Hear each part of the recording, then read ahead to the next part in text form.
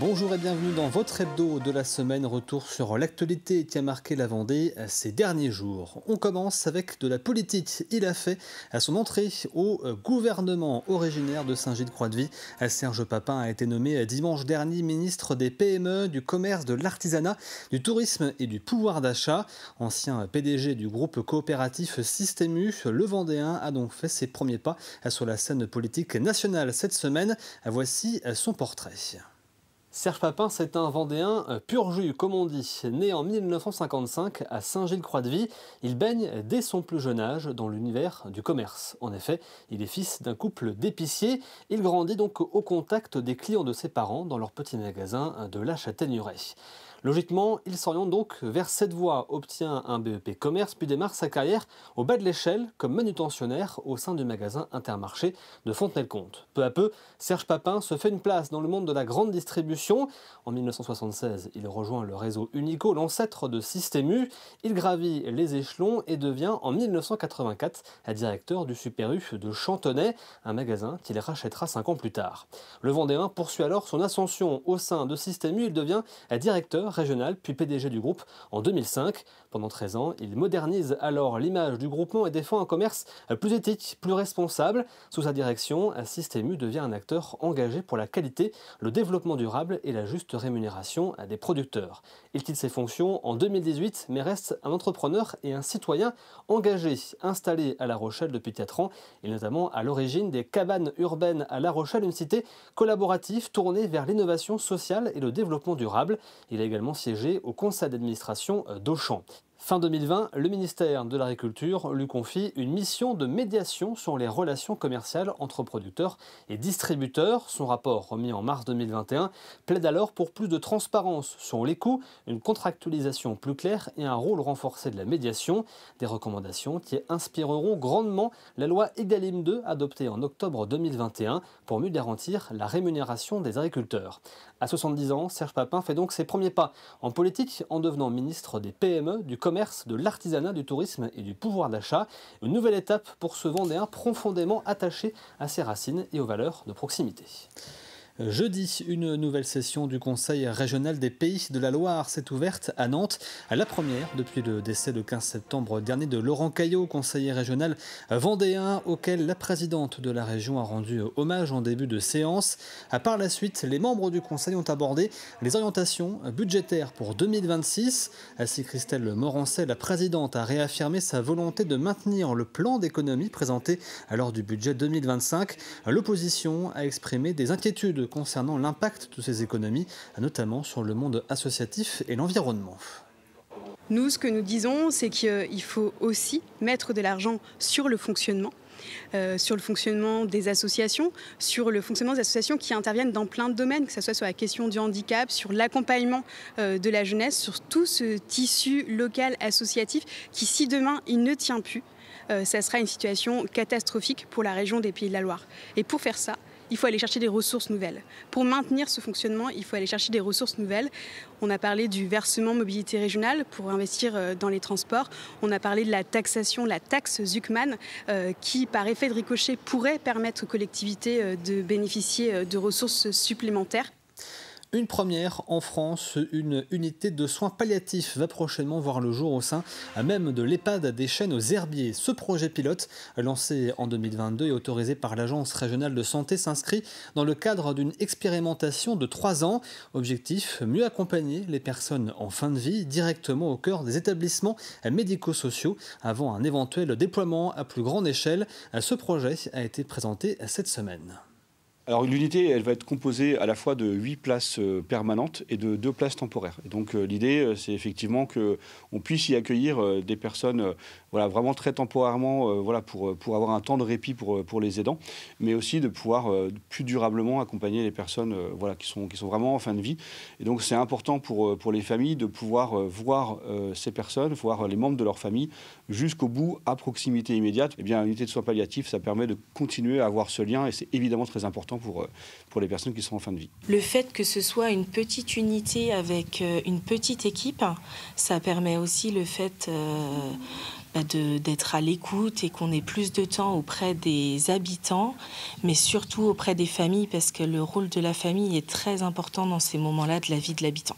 Puis on sera toujours en collaboration avec l'HAD de Cholet, qui permet quand même de diminuer au niveau douleur physique et morale.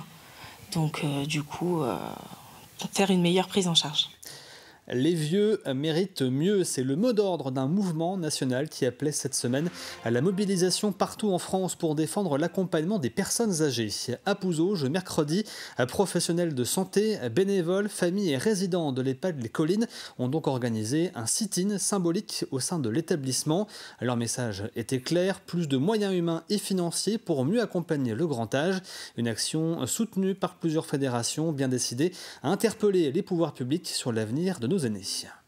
Même si les ARS et les départements nous accompagnent, aujourd'hui, il ne faut pas faire peser sur les habitants, avec des augmentations de tarifs, la qualité qu'il est nécessaire d'améliorer dès aujourd'hui. Donc c'est pour ça que nous demandons, avec l'AFNADEPA, mais également toutes les fédérations nationales de ces établissements, d'avoir des moyens supplémentaires, et notamment une loi de programmation pluriannuelle qui augmente singulièrement les moyens pour augmenter le nombre de professionnels, la formation des professionnels, pour simplifier aussi les procédures.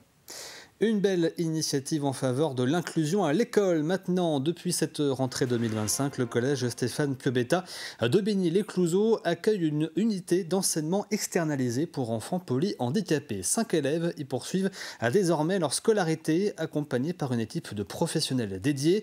Une collaboration entre l'IME des Terres Noires et l'établissement qui permet à ces jeunes de vivre pleinement la vie de collégiens aux côtés des autres élèves. Ce projet, on l'attendait depuis plusieurs années parce qu'on se disait toujours qu'est-ce qu'ils vont devenir après. Donc c'était un choix super d'être ici au collège Piobetta puisque c'était dans la même commune. Donc les enfants nous connaissaient déjà pour certains. Il y a vraiment une ouverture de la part de tout le monde, un accueil, je dirais, global qui a été extraordinaire. Je pense que je vais parler au nom de mes collègues, tout le monde s'est senti accepté. De la part de tout le monde, des enfants, des adolescents, du personnel de restauration, des surveillants et du personnel pédagogique. Je pense que la fierté, elle est d'abord pour les professionnels. C'est une fierté de pouvoir travailler dans un dispositif tel que celui-ci. C'est une fierté pour les familles aussi de pouvoir ouvrir la porte du collège pour leurs enfants. C'est une fierté pour les enfants eux-mêmes que de venir en collège. Donc en effet, c'est un projet qui rend tout le monde heureux. L'air que nous respirons en Vendée est-il de bonne qualité? C'est la question que nous nous sommes posée à l'occasion de la journée nationale de la qualité de l'air organisée mardi dernier. Pour y répondre, nous avons pris la direction de Nantes au siège d'ARP de la Loire, l'organisme chargé de surveiller la qualité de l'air dans la région. Grâce à une trentaine de stations d'analyse réparties sur tout le département, l'association suit de près l'évolution des niveaux de pollution en Vendée. Un reportage signé Louise Ménori. Ici, on va retrouver des analyseurs pour mesurer les gaz qu'on retrouve dans l'atmosphère. Donc on va par exemple mesurer les dioxydes de soufre, des dioxydes d'azote. Évaluer la qualité de l'air dans les Pays de la Loire, c'est le travail de Vincent. En Vendée, ce sont 2 stations qui mesurent les quantités de polluants. L'une est située à La Roche-sur-Yon, la seconde est à La Tardière et elle remplit une mission particulière. En fait, c'est une station qui est intégrée dans le dispositif MERA. Donc le dispositif MERA, c'est des super stations. Donc on en retrouve sur le territoire français de mémoire 6 ou 7. Et donc nous, on a la chance d'en avoir une dans notre région. Et du coup, c'est une station qui a un peu plus d'équipement que sur des stations classiques. On va mesurer de l'ozone, on va mesurer des dioxydes d'azote, du NH3, des particules fines également. Et on va également faire des prélèvements d'eau de pluie. Et ces prélèvements d'eau de pluie, dans certains cas, on les envoie au laboratoire pour analyser leur composition. Sur ces 20 dernières années, les taux de pollution ont révélé une tendance globale plutôt stable sur le département. On voit qu'on a certains polluants comme le benzène, comme le dioxyde d'azote, qui vont être liés notamment au trafic routier, qui sont en baisse. Donc c'est plutôt des bons indicateurs. Après, on a d'autres polluants comme l'ozone, pour lequel ça évolue moins dans le temps. On a plutôt des niveaux qui stagnent. Mais comme l'ozone, c'est un polluant qui se forme surtout au moment des fortes chaleurs et des canicules, le fait qu'il stagne est plutôt rassurant parce que les canicules augmentent et ça n'augmente pas. Malgré une bonne qualité de l'air en Vendée, certains seuils de concentration recommandés par l'OMS sont dépassés, notamment pour les microparticules. Si on baissait les niveaux, par exemple, de particules fines jusqu'à respecter ce qui est recommandé par l'Organisation mondiale de la santé dans la région des Pays de la Loire, on pourrait éviter chaque année 1400 nouveaux cas d'asthme chez l'enfant. Depuis le début de l'année 2025, on compte 81 jours en Vendée durant lesquels la qualité de l'air était dégradée ou mauvaise. Vous les avez peut-être aperçus lundi sur l'Île-Dieu. Une équipe du SDIS 85 était en intervention au bord d'une falaise, mais il ne s'agissait pas d'un sauvetage réel. L'opération faisait partie d'un exercice d'entraînement mené par l'unité spécialisée dans le secours en milieu périlleux. Pendant 2 jours, les 25 pompiers professionnels mobilisés ont participé à une formation intensive. Le choix de l'Île-Dieu n'a rien d'un hasard. Il permet aux équipes de s'exercer dans un environnement aussi spectaculaire qu'exigeant. Alors les risques, quels sont-ils? C'est principalement lié à la présence des falaises, à la hauteur, puisque notre équipe est spécialisée dans les interventions techniques qui nécessitent l'emploi de cordes. Ce sont un peu on va dire les cordistes des pompiers. Et nous intervenons en renfort des sapeurs-pompiers, je dirais, classiques, qui, lorsqu'ils sont dépassés par leurs moyens ou par le risque, donc font appel à notre équipe spécialisée pour venir prendre en charge, par exemple, des personnes qui seraient tombées au pied des falaises de l'Île-Dieu, par exemple. Ou encore, ce soir, nous allons faire un exercice également sur le grand phare, avec une victime prise de malaise en haut du phare. Nous faisons en moyenne entre 15 et 20 interventions par an sur le territoire de la Vendée. Et donc, cela nécessite une dizaine d'entraînements minimum pour chacun des spécialistes de cette unité. Et donc, l'Île-Dieu, pour nous, c'est une belle opportunité de venir reconnaître les sites et pour être le plus performant possible le jour où nos collègues de l'Île-Dieu auront besoin de notre concours.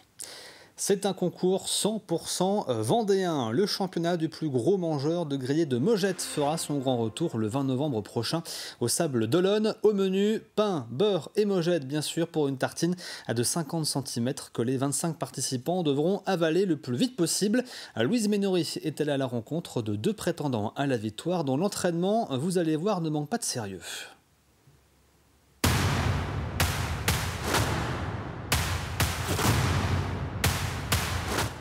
5 minutes top chrono pour manger une grillée de mogettes, c'est le défi que s'est lancé François.